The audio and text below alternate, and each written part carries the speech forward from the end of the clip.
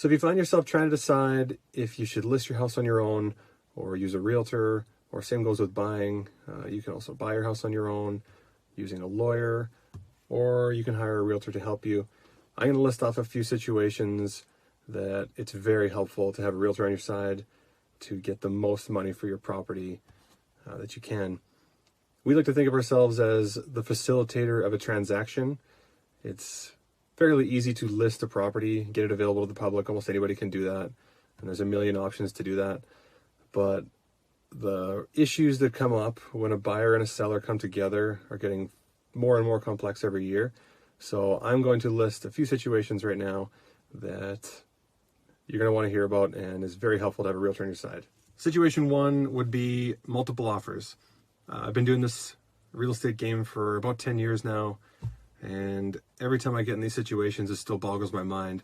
The amount of money that you can lose or win. It could be a difference between losing $10,000 or gaining $30,000, $40,000.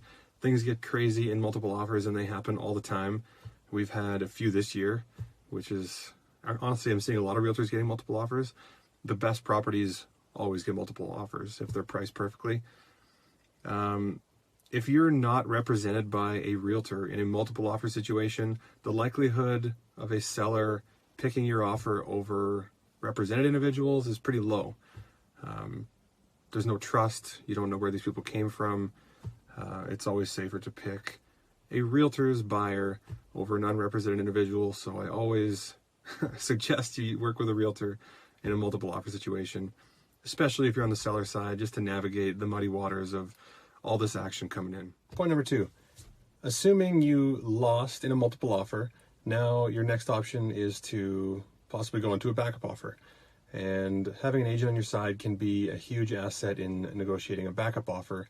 And that applies pressure to buyer one that can sometimes be enough to get the deal back in your hands. Point number three, if you are a buyer looking to purchase a highly sought after property, say like your infill lots or ravine backing, river backing properties, a lot of times these things can have offers before they even hit the public MLS. Having a realtor on your side will get you access to these listings the minute they're listed, so you can be one of the parties who submits your offer first. Point number four, legal issues. If you are buying a property and you have an accepted offer, conditions are removed, you're waiting for closing, and in the meantime you lose your job, okay, you got no job, you got no income, and a mortgage you've signed off on, do you think you should ask your lawyer for advice? If you don't know the answer to that question, that could lose you 10 or 20,000 bucks. Another point for number five, I'll make this my last one. Another really valuable asset a realtor can have for you is if you want to sell your house and you're on a business trip across the country on a family vacation, that doesn't matter. We can get everything done for you no matter what you're doing in your life. Obviously, that's likely not going to happen right now because everyone's kind of stuck in town. But if anything is going on in your life, realtors are there for you no matter where you are, and can be a huge asset no matter what you're up to. Have a great day.